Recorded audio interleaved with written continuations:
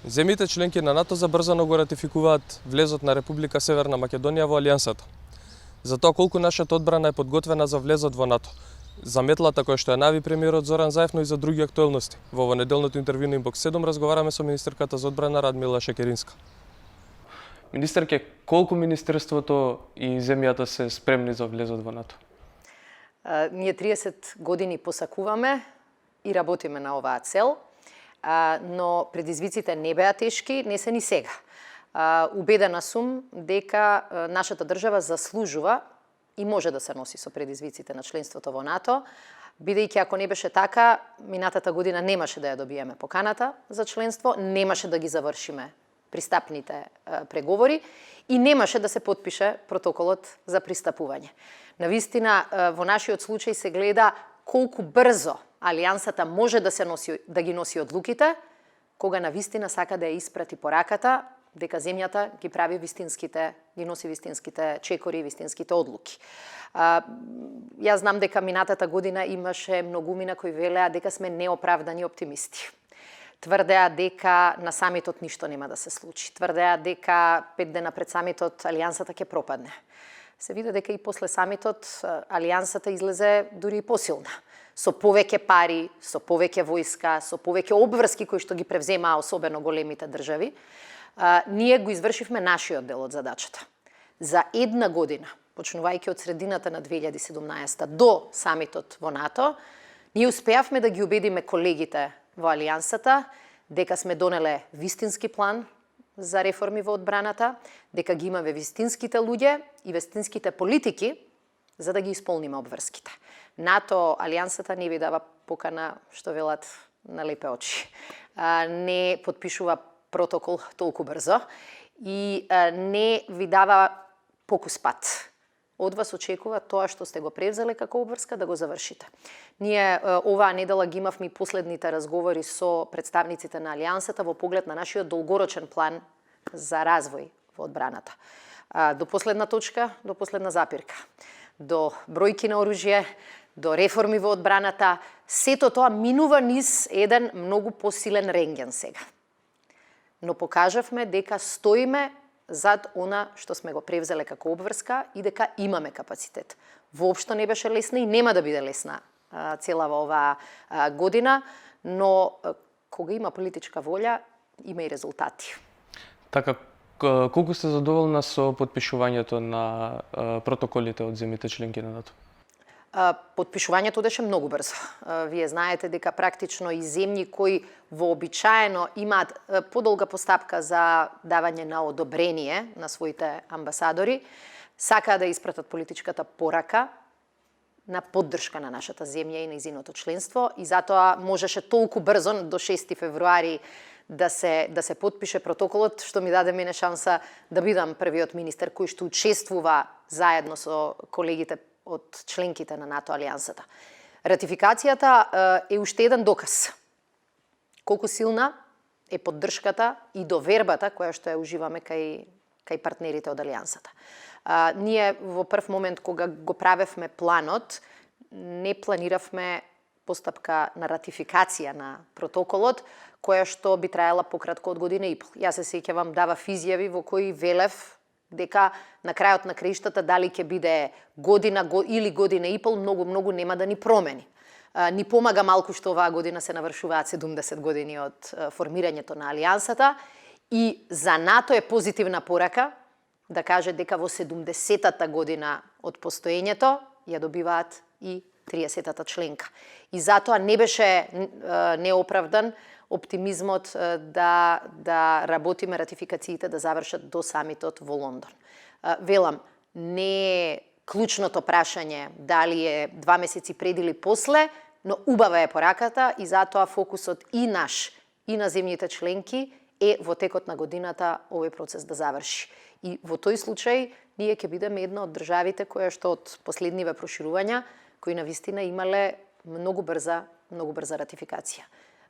Не ни го подарија, си го заслуживме. И можеме да кажеме сега дека после 30 години работа успеавме да го реализираме нашиот стратешки приоритет. Кога станавте министерка, ги посетивте касарните. Сега велите има засилена НАТО разгледува во Министерството, односно во армијата повеќе. Во каква состојба се моментално касарните, бидејќи како што претходно можевме и самите да видиме, беа во ужасна состојба? Во тој дел и вие самите сте свесни дека преку ноќ промени во толку голем број на објекти се невозможни. Тоа е еден од проблемите кои полесно ќе се решава и како членка на НАТО, и ќе ви кажам зошто. Се сеќавам на дебатата која имавме околу 2% од бруто домашниот производ, и има одреден број на луѓе кои што се критични кон нашето членство во НАТО, кои што сметаат дека е непотребно, кои што не ги имаат предвид ниеден од безбедносните ризици со кои како држава се соочувавме, велат зошто би трошеле ние 2% за НАТО. 2% никогаш нема да бидат за НАТО. 2% ќе бидат за Република Северна Македонија, за нејзината армија и за нејзината одбрана. Со такво инвестирање во нашата одбрана, ние ќе можеме да обезбедиме и повисоки плати, и подобра обука, и подобра опременост на нашата армија, тоа е овој дел на модернизација, но и подобри услови за работа. Еден од проблемите со кои што се соочивме или се соочив кога дојдов е не само лоша состојба. Најголемиот дел од нашите касарни, сега да бидеме искрени, вклучително и зградава во која го правиме интервјуто, се градени пред 70 години. Некои се дури и постари. И сите тие со тек на годините, бидејќи не се инвестирало, гледале како сето тоа станува се полош квалитет, помалку услови за работа. И навистина проблемот беше не само што е лоша состојбата, голем број на објекти, туку и што практично немаше планови, проекти за реконструкција. Вие знаете како се нашите закони. Велат, за да нешто реконструираш, ти треба проект. За да направиш проект, ти треба јавна набавка. Кога ќе го направиш планот, ти треба јавна набавка за реконструкцијата. И сето тоа ги врзува во голема мерка рацете. Но она што успеавме да направиме е дека во 2018 година завршивме околу 26 постапки за реконструкција на различни објекти во армијата. Еден дел беа кровови кои што беа сериозно расипани, правеа дополнителна штета во објектите. Реконструкција направивме на објектот делум на ренџерите во Илинден. Целта беше таму каде што е најкритично да се реагира. Во голема мерка имаше проблеми со загревање, проблеми кои што се резултат на многу стари системи. И ние во првиот, јас како министер во првиот период морав да се фокусирам да го решавам тоа што гори. Меѓутоа, планот е од оваа година повеќе да се концентрираме на изградба и темелни реконструкции, кои што нема да поправат само едно делче, туку ќе ги поправат зграда по зграда деловите од армијата. Кога имате 10-20 години, практично армијата ставена на страна, особено последните 10, кога буџетот на одбраната падна од 2,17 во 2007 на под 1, тоа не можете преку ноќ да го решите. Го споменавте 10-годишното намалување на буџетот. Кога пред 2 години пишував за состојбите во армијата, мои извори тврдеа дека возилата се расипувале, често дури самите војници требале да ги поправаат некогаш чекале друго возило за да ги земе, но и дека гумите биле постари од 10 години, практично биле излижени.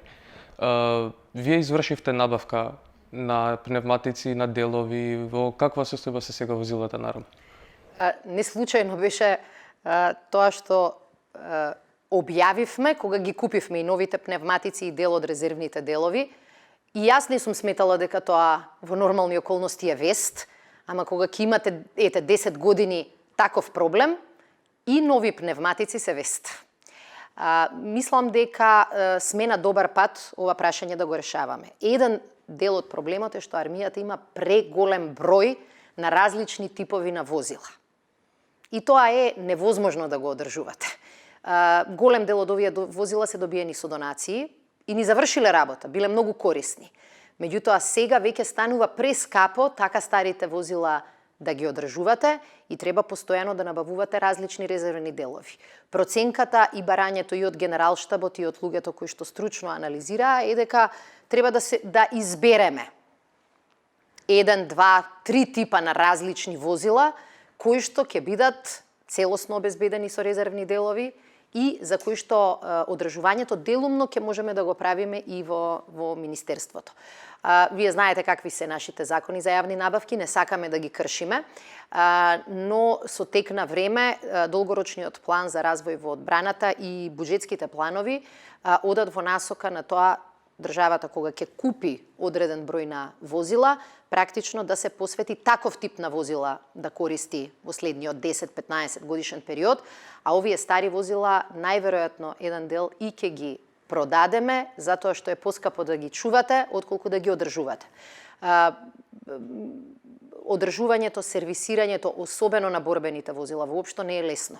Ние оваа година имавме еден обид и за жал никој не се пријави да учествува на тендерот.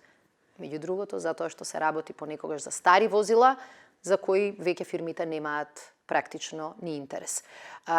Пред неколку дена успеавме после подолго време, не знам дали се 10 или 5 или 8 години, за потребите на армијата да обезбедиме и да набавиме една серија на инженериски возила, кои биле многу важни за армијата и за нејзините задачи, но и за поддршка на цивилните власти. Ќе ви кажам еден пример. 2016 година, кога се случи поплавата во Стајковци, државата имаше проблеми со механизација за да помогне во справувањето со последиците. Во тој момент поправено е старо возило, кое што чинело, мислам дека некои 40.000 евра само да се поправи. Не е завршено на време, не можело да се употреби во тој период, а потоа е констатирано дека и поправката не го направила да се врати во употреба. Сме се јавувале во КФОР од Косово да ни пратат машини со кои што реално се справувавме со последиците во Стајковци. Пред малку ги споменавте и ренџерите. Се формира новата ИРНОЦ. Дали ќе се укинуваат ренџерите бидејќи имаше таква најава и дали доколку се укинат ренџерите се укинуваат само затоа што ги има во САД, Русија и Северна Македонија? Според стратегискиот одбранбен преглед кој го изработивме пред НАТО самитот, а кој што за жал 3-4 години беше одлаган, се виде дека структурата на армијата не одговара на тоа што се моменталните проблеми, предизвици и закани по нашата безбедност. Значи, светов не стои во место.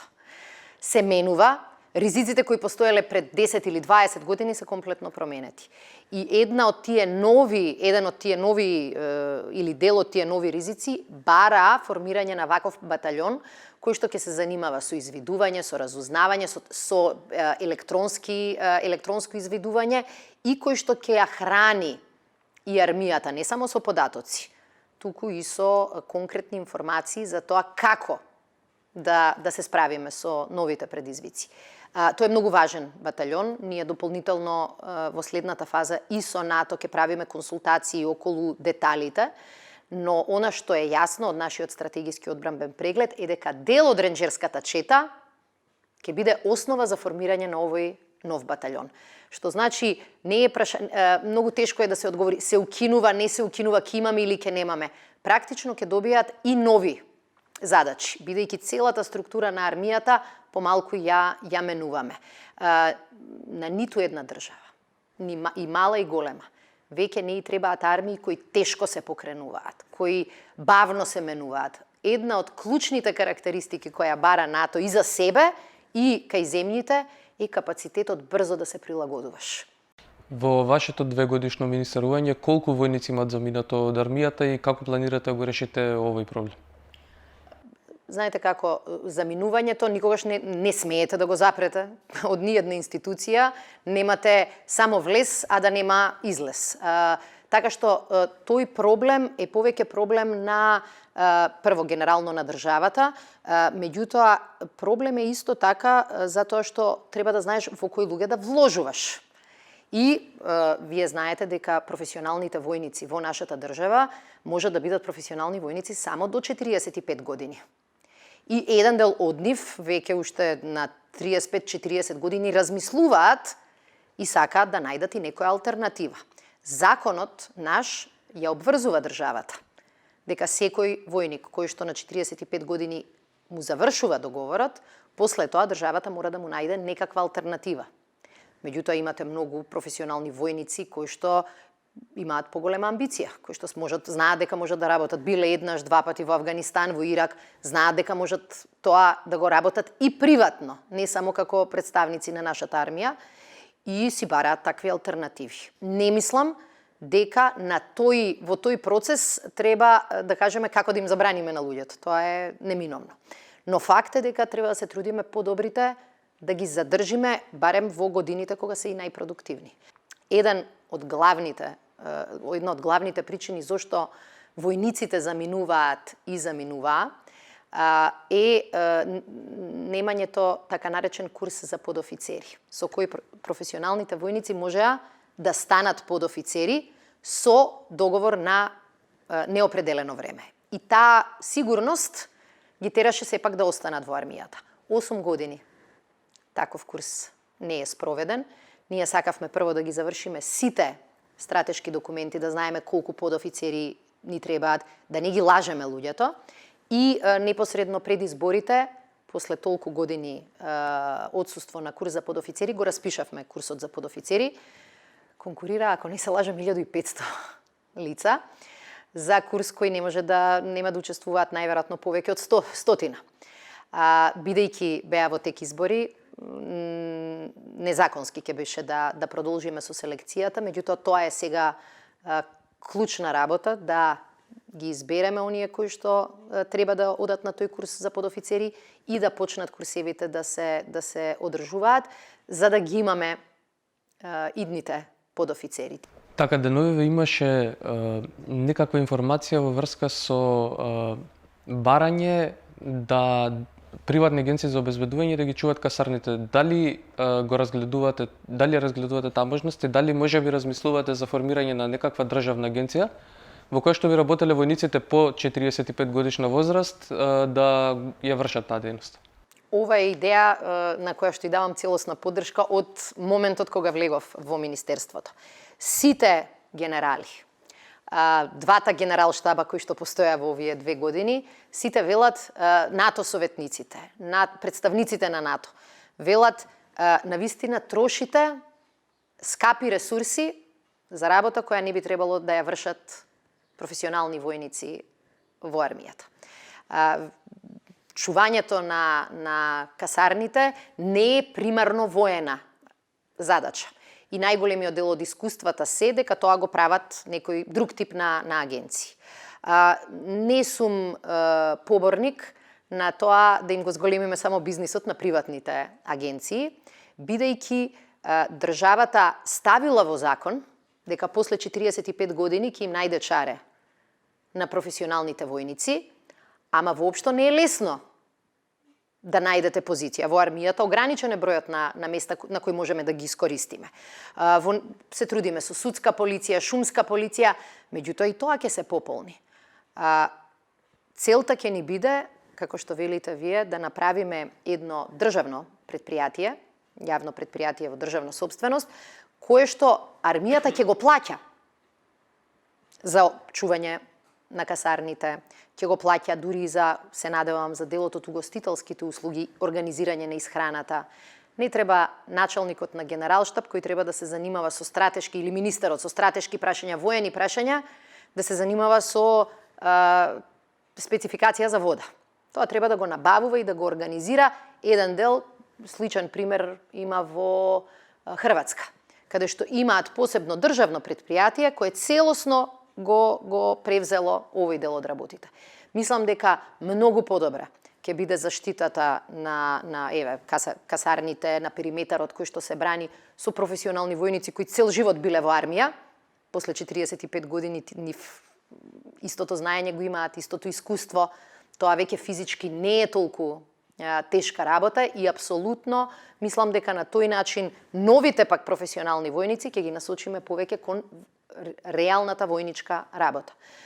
Дури сметам дека државата и реално многу пари троши на различни обезбедувања во училиштата. Така, метлата на премиерот Зоран Заев е најавена за јуни, практично 10 дена од како го правиме ова интервју. Дали очекувате вие да видите смената? Мислам дека е ова прашање кое никој од нас не може објективно и честно да го одговори. Дури мислам дека е некако невоспитано да секој од нас си кажува за себе. Она што знам е дека како држава овие 2 години успеавме многу работи да ги промениме до непрепознавање. Имате ситуација на медиуми кои што се гласни, критични, слободни и во принцип сконцентрирани да ги бараат грешките на власта, а не на некој друг. Имаме избори 3 пати поред. Парламентарни, председателски, локални и референдум, де факто не избори, кои што за прв пат после толку години ни поминуваат со највисоки оценки кај странските и кај домашните наблюдувачи. Имаме влада која што ниту еден податок не може да скрие, токму поради притисокот на јавноста. Влада која што не ја напаѓа јавноста, туку прима напади од неа, како што би требало да биде во нормална демократија. И имаме држава која што представува сега репер за сите земји од Западниот Балкан. Де факто членка на НАТО и држава која се подготвува за преговорите со Европската унија. Има и многу работи кои што не ги завршивме. И сега тие што не ги завршивме, тука треба да направиме не само кадровски промени. Треба нешто да промениме во системот, затоа што и нов министер и нов директор со ист систем повторно ќе биде неуспешен. Мислам дека мора да ја раздрмаме целосно државната управа. Не само од министри, туку сите кои што работат. Да сфатат дека кога ќе се вработиш во администрација, не добиваш само плата, добиваш и одговорност. И дека таа одговорност не е ливчево да му го предадеш на колегата и да кажеш не е до мене. На некој од медиумите гледа видео направено од луѓе надвор, можеби од администрацијата, ама многу добро го воочиле тој проблем. Најлесно од се е да кажеш друг некој треба да одлучи. И со право граѓаните, бизнисите се лутат и се критични кога гледаат дека институциите играат пинг-понг со нив. Тоа не е резултат само на грешка на некој министер или директор. Системот толку станал трул, толку станал централизиран, толку станал зависен од добрата волја на некој во администрацијата. Некој ќе го крсти добра волја, некој ќе го крсти корупција, можеби. Дискреционо право. Што ако тој дел не го затресеме, ако тој дел не го промениме, ниту една метла нема да биде доволна за граѓаните. Да се вратиме, јас сум свесна дека од владата се очекуваат промени во суштина, а не во шминка. Ни треба чувство кај граѓаните, дека без разлика дали се вика Петко или Станко, дали е машко или женско, дека кога ќе чукне на вратата во администрацијата, ќе добие одговор, информација и ќе добие тоа што му треба, ако законот го овозможува. И второ чувство, дека без разлика кој е, законот ќе важи подеднакво за сите. Ова не можеме сами да го направиме. Ни треба поддршка што ја имаме на јавноста која сака такви промени, ни треба поддршка и од секторите како што се правосудство и обвинителство. Покажавме дека партиски не им се мешаме, ама очекуваме на вистина правдата да важи за сите. Секој од нас во семејство, во фирма знае дека кога работите не се добри, лесно не се менуваат. Администрацијата е колку 150, 160, мислам, зборувам за управата, не само администрацијата. Многу тешко навиките се менуваат. Особено бидејќи според законот административните службеници се заштитени. Таа заштита мора да значи огромна одговорност. И целта ќе ни биде од првиот во институцијата до сите надолу да сватат дека мораме да бидеме подобри. И по мене тоа е вистинскиот тест и за нашето НАТО членство, и за нашето ЕУ членство, но најважно тоа е тест пред нашите граѓани да бидеме подобри. Истер, ќе ви благодарам на одвоеното време. Благодарам и на вас. Го следевте интервјуто со министерката за одбрана и вице-премиер во владата Радмила Шекеринска. Ви благодарам на вниманието.